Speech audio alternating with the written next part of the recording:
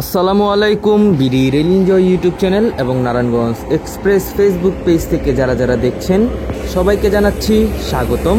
সরাসরি Padma rail link প্রজেক্টের নতুন একটি আপডেট নিয়ে আপনাদের মাঝে আমি হাজির হলাম।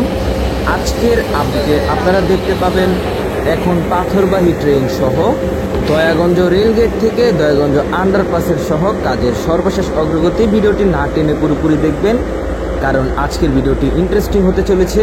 আজকের ভিডিওতে আপনারা নতুন অনেক আপডেট পাবেন। এর কয়েকটি আপডেটে আমি আপনাদের দেখিয়েছিলাম পাথরবাহী ট্রেনের মাধ্যমে কিভাবে রেলপথে পাথর ফেলা হয়ে থাকে, অথবা পাথরবাহী ট্রেনের মাধ্যমে কোন কোন অংশে পাথর ফেলা হয়েছে সেইটিরও আপডেট আপনাদের দেখিয়েছিলাম। পূর্বের দয়াগঞ্জ থেকে গ্যান্ডারিয়া পর্যন্ত আপডেটে আপনাদের দেখিয়েছিলাম বর্তমানে আমি যে রেলপথটি দিয়ে হেঁটে যাচ্ছি এই রেলপথে পাথর ফেলার কাজ করা হচ্ছিল, কিন্তু আজকে দেখতে পাচ্ছি এখানকার পাথর ফেলার পর রেলপথে যে স্টেবিলাইজ করার কাজ সম্পূর্ণভাবে করা হয়েছে। পাশাপাশি আরও কিছু অংশে পাথর ফেলার কাজ বাকি রয়েছে, যেগুলোর কাজ অলরেডি এখনও চলমান রয়েছে। আপনারা ভিডিওটির বাঁদিকে যে রেলপথটি দেখতে পাচ্ছেন পাথরবাহী ট্রেনটি থেমে আছে, এই রেলপথে এখন পাথরবাহী ট্রেনের মাধ্যমে পাথর ফেলার কাজ করা হচ্ছে। পাশাপাশি যে সকল অংশে পাথর ফেলার কাজ বাকি রয়েছে এই পাথরবাহী ট্রেনের মাধ্যমে পাথর ফেলা হচ্ছে। পূর্বে শ্যামপুর থেকে কমলাপুর পর্যন্ত অনেক অংশে হুইল লোডারের মাধ্যমে পাথর ফেলা হলেও এখন নতুন করে পাথরবাহী ট্রেনের মাধ্যমে পাথর ফেলা সম্পন্ন করা হয়ে থাকে। আর পাথরবাহী ট্রেন 2 থেকে 3টি ধাপে পাথর ফেলার কাজ সম্পন্ন করে, যেমনটা পূর্বে যখন একদিন পর মাওয়া কিংবা ভাঙা থেকে পাথর নিয়ে ঢাকা আসে, সে পাথরগুলোকে যথাযথ স্থানে ফেলে পরবর্তীতে দয়াগঞ্জের এই অংশে এসে এখানে পাথর পূর্বেই এনে রাখা হয়। সে পাথরগুলোকে হুইল লোডারের মাধ্যমে পাথরবাহী ওয়াগনে লোড করা হলে পরবর্তীতে যে সকল অংশে পাথর ফেলার কাজ বাকি রয়েছে আবারও ওই একই দিনে দ্বিতীয় ধাপে পাথর ফেলা হয়ে থাকে। যদি পাথর বেশি হয়ে থাকে তাহলে তৃতীয় ধাপেও পাথর ফেলা সম্পন্ন করে পুনরায় পাথরবাহী ট্রেনটি আবারও মাওয়া কিংবা ভাঙা ইয়ার্ডের দিকে চলে যায়। ইনশাল্লাহ চেষ্টা করব আপনাদের পাথরবাহী ট্রেন কিভাবে পাথর ফেলে সেইটি নিয়েও একটি নতুন ভিডিও তৈরি করে দিতে। সেই সকল ভিডিও পেতে অবশ্যই আপনারা কমেন্টের মাধ্যমে জানাতে পারেন, এবং যারা এখনও চ্যানেলটি সাবস্ক্রাইব করেননি অবশ্যই বিডি রেল এনজয় ইউটিউব চ্যানেলটি সাবস্ক্রাইব করে দিবেন। আর যারা নারায়ণগঞ্জ এক্সপ্রেস ফেসবুক পেজ থেকে দেখছেন অবশ্যই নারায়ণগঞ্জ এক্সপ্রেস ফেসবুক পেজটি ফলো করে দেওয়ার জন্য অনুরোধ রইল। পাশাপাশি বিডি রেল এনজয় নামে আমাদের নতুন একটি ইনস্টাগ্রাম অ্যাকাউন্ট রয়েছে, আপনারা চাইলে সেখানেও ফলো করে রাখতে পারেন, কারণ আমরা সেখানেও কিছু রিলস ভিডিও আপডেট দিয়ে থাকি। বর্তমানে আমরা চলে আসলাম গ্যান্ডারিয়া জংশন রেল স্টেশন থেকে কমলাপুর পর্যন্ত যে দীর্ঘ 3.5 কিলোমিটার সেকশন রয়েছে, সেই 3.5 কিলোমিটার সেকশনের একটি মেন লাইনে, যেটি ডুয়েল গেজ মেন লাইন। আর এই মেন লাইনের যে রেলপথটি রয়েছে এইটি হচ্ছে 1 নম্বর রেলপথ। বর্তমানে ঢাকা থেকে গ্যান্ডারিয়া সেকশনে 2টি ডুয়েল গেজ রেলপথের কাজ অলরেডি অনেকটা সম্পন্ন করা হলেও বর্তমানে আমি যে রেলপথটি দিয়ে হেঁটে যাচ্ছি এই রেলপথে পাথর ফেলার কাজ কিছুটা বাকি রয়েছে, যেটির কাজ এখন পুরোদমে সম্পন্ন করা হচ্ছে। কারণ আসছে জুনের মধ্যে এই অংশের কাজ সম্পন্ন করে এখানকার যে রেলপথ রয়েছে সেটি পুরোদমে চালু করে দেওয়া হবে। পাশাপাশি আপনারা যদি এখন লক্ষ্য করেন দেখতে পাবেন ছোট একটি ভ্যাকুম মেশিনের মাধ্যমে ভিডিওটির বাঁদিকে কিছু অংশ গর্ত করা হচ্ছে। এখানে করার কারণ এখান দিয়েই যে সিগন্যালিং কেবল সহ বিভিন্ন যে সকল অন্যান্য কেবল রয়েছে সে সকল কেবলগুলো এইখান দিয়েই মাটির নিচ দিয়ে নিয়ে যাওয়া হবে, সেই কারণে এইখান দিয়ে গর্ত করা হচ্ছে। তাহলে চলুন আমরা ধীরে ধীরে আরও সামনের দিকে এগিয়ে যাই। সামনের দিকে আরও অনেক আপডেট আপনাদের জন্য অপেক্ষা করছে। বর্তমানে আমরা যে রেলপথটি দিয়ে হেঁটে যাচ্ছি এই রেলপথে কিছুটা অংশ পাথর ফেলার পর এখানে ম্যানুয়ালি টেম্পিং মেশিনের মাধ্যমে টেম্পিং করা হয়েছে। তারপর আবারও পুনরায় এই অংশে পাথর ফেলার কাজ সম্পন্ন করার পরই বাংলাদেশ রেলওয়ের বহরে নিযুক্ত নতুন যে টেম্পিং ট্রেনটি চায়না থেকে আমদানি করা হয়েছে সেইটির মাধ্যমে এই অংশে টেম্পিং করার পরই এই রেলপথটিকে স্টেবিলাইজ করা হবে। তারপরে এই রেলপথটি ট্রেন চলাচলের জন্য পুরোপুরি উপযুক্ত হয়ে যাবে। ঢাকা থেকে পদ্মা সেতু হয়ে ভাঙা হয়ে একেবারে যশোর পর্যন্ত দীর্ঘ 172 কিলোমিটার রেলপথের কাজ অধিকাংশই শেষের পথে।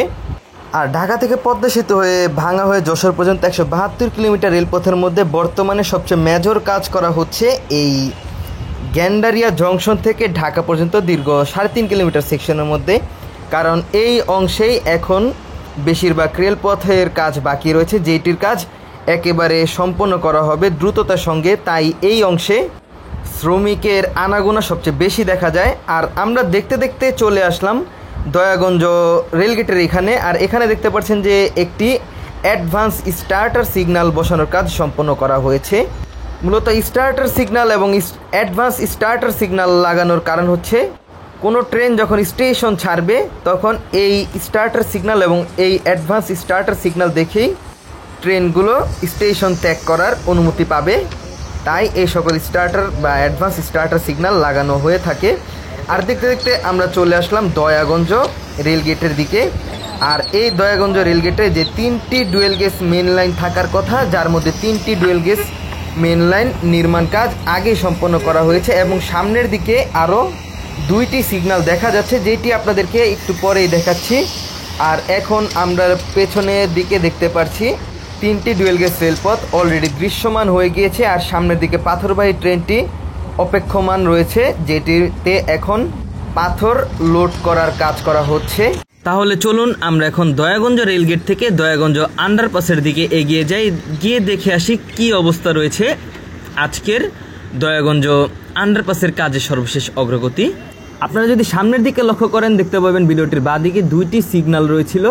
এই 2টি সিগন্যালের মধ্যে একটি হচ্ছে অ্যাডভান্স স্টার্টার সিগন্যাল আর আরেকটি হচ্ছে হোম সিগন্যাল। যে রেলপথটি দিয়ে আমরা হেঁটে যাচ্ছি এই রেলপথের কাজ অলরেডি সম্পন্ন করা হলেও ভিডিওটির একেবারে বাম দিকে রেলপথের কাজ করা হচ্ছে। তাহলে চলুন আমরা ধীরে ধীরে সামনের দিকে এগিয়ে যাই। আপনাদের আজকে পুরো অংশ হেঁটে হেঁটেই আপনাদের সর্বশেষ আপডেট দিচ্ছি। যারা এখন পর্যন্ত কন্টিনিউয়াস আপডেটটি দেখে যাচ্ছেন সবাইকে জানাচ্ছি অসংখ্য অসংখ্য ধন্যবাদ।